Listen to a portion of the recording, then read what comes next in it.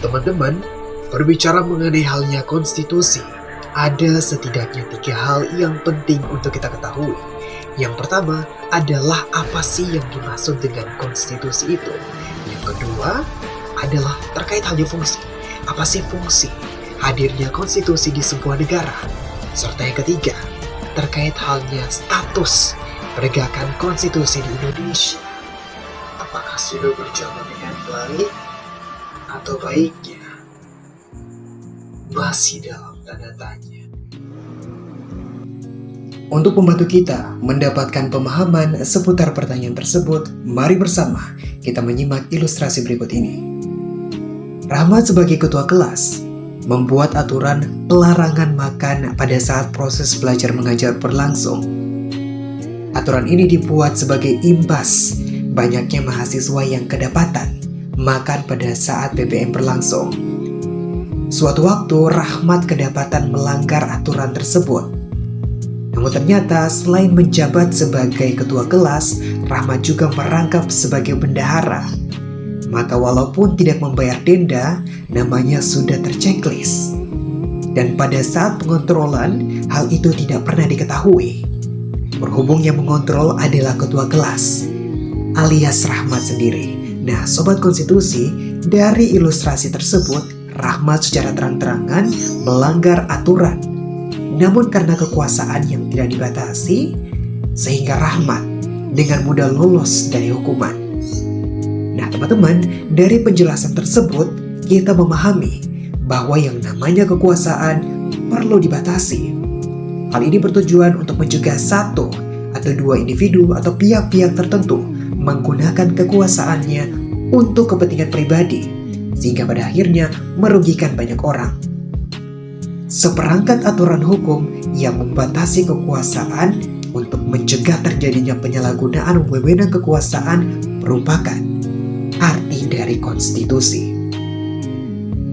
Berbicara mengenai halnya pembatasan kekuasaan, di Indonesia pembatasan kekuasaan secara masif dapat dilihat atau diamati pasca Orba, atau dalam hal ini masa transisi Orde Baru ke Reformasi.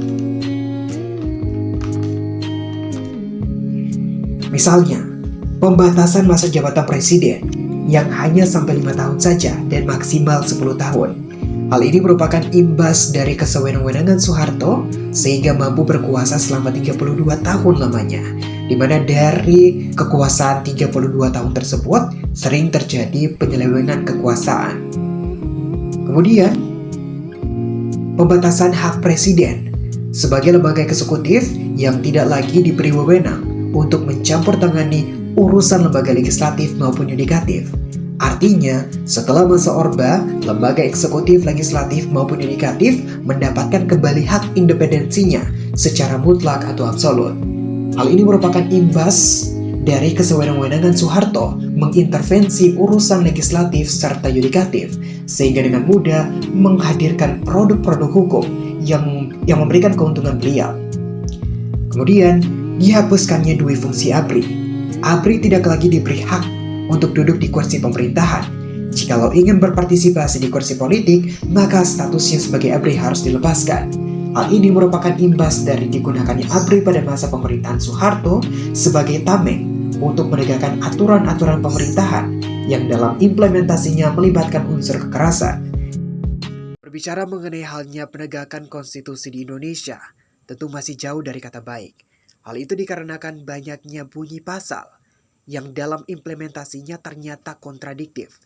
Misalnya, pada pasal 34 Undang-Undang Nomor 20 Tahun 2003 tentang Sistem Pendidikan Nasional, bahwasannya negara menjamin terselenggarakannya program wajib belajar pada jenjang pendidikan dasar tanpa memungut biaya. Kemudian pada pasal 34 ayat 1 Undang-Undang Dasar, bahwasannya fakir miskin dan anak-anak terlantar dipelihara oleh negara. Kemudian Undang-Undang Dasar 1945 pasal 33 yang menyebutkan bahwasannya bumi, air, dan kekayaan alam yang terkandung di dalamnya dikuasai oleh negara dan dipergunakan untuk kemakmuran rakyat. Di samping itu, tingginya kasus korupsi, kolusi, dan nepotisme, baik di lingkungan pemerintahan pusat maupun pemerintahan daerah, menjadi alasan mengapa penegakan sistem atau penegakan konstitusi di Indonesia masih jauh dari kata baik.